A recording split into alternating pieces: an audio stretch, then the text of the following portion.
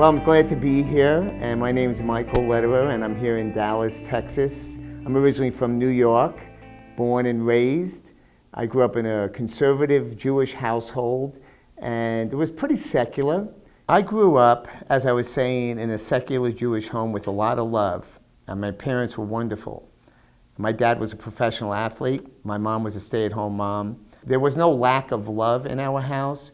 There were really no parameters. In other words, we didn't really have boundaries. As a result of that, they were very liberal-minded. As a result of that, when I went off to college, which was in Miami, Florida, I went through a very wild period. So I grew up as a really good student, a really good kid, but when I went off to college, as I think a lot of kids, when you sow your oats, I got involved with a lot of really bad people. Actually, it was not during college, it was really after college. I got into the world of drugs and all the craziness that goes along with that. Very, very out of control.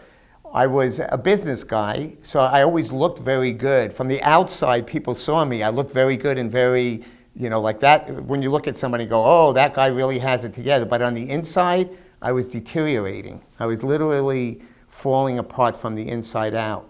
I spent most of my life just kind of on a spiritual search.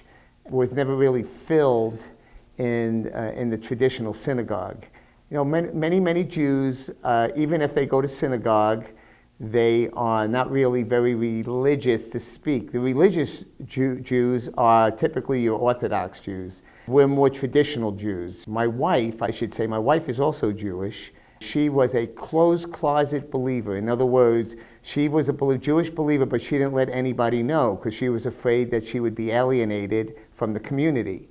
So when I met my wife, and I told her at that point I was into New Age religion, which means that I believed there were many ways to get to heaven. That was a New Age facility with the monks there and Mahatma Gandhi and some of the people that were involved in it back in the days was Paramahansa Yogananda, some of the people from the West that came over, beautiful people, but they are not the way to Jesus. So I used to attend their services. Inside the services, they have pictures of. So I'd be in this little a monastery, and they have pictures of all the masters. So you'd have Paramahansa Yogananda, you'd have Gandhi. In that series of pictures, there was a picture of Jesus. Now they considered Jesus one of the masters. As a matter of fact, one of the higher masters, but they didn't consider him as the only way to get to the Father. My wife didn't believe that at all, and she started bringing me to a Bible church. For the first time, even though I was raised Jewish and I knew all the Jewish prayers and I knew how to read Hebrew, I understood everything about who I was. For the first time, I began to read the Bible. Started from beginning to end in Genesis all the way through. During that period of time and going to a Bible church, the combination of the two, God started to work in my heart. God started to work in my life, and then I had a very, very dramatic, for most Jews, same thing in the Muslim world, you generally need to have a traumatic transformation, because we're going against the grain. Most, I'm sure in Korea as well, you're going against the grain of all the tradition, how you grew up. So you're going against all your family, your friends, and everyone, and you have to be ready and accept the fact that you're going to be most probably alienated once you come out and tell people about your faith. Therefore, it's very, very difficult. God knew that about me, and I'm a pretty stubborn kind of a guy. I had an encounter with Jesus. I actually had a vision. Jesus actually came to me while I was in the Word and beginning to develop a head faith, not a heart faith, but a head faith. Satan started to attack me in dreams. And they were very, very, they were really terrifying dreams. I felt as though I was being followed and by many, many people trying to get me. There was a series, this went on for about 3-4 months, a series of nightmarish type dreams. And I finally had one dream that was terrible, where actually Satan actually came to me in this dream as in a vision. I was terrified. I jumped out of bed. I ran into the corner. I was in the fetal position.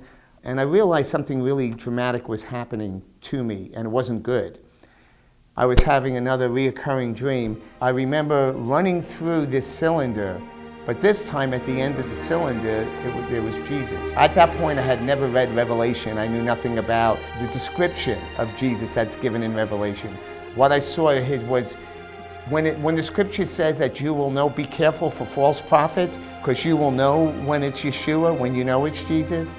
And when I looked up, all I saw was Jesus. There was nothing else. And that's what I believe that's the way it's gonna be one day, is you'll know, because he will fill the skies, he'll fill everything. His eyes were beaming through me, no words spoken, but his eyes were beaming, and there was these brilliant emerald and diamond type colors coming through, and his eyes beamed through me, and the only thing that I felt in my spirit was, you no longer have anything to fear.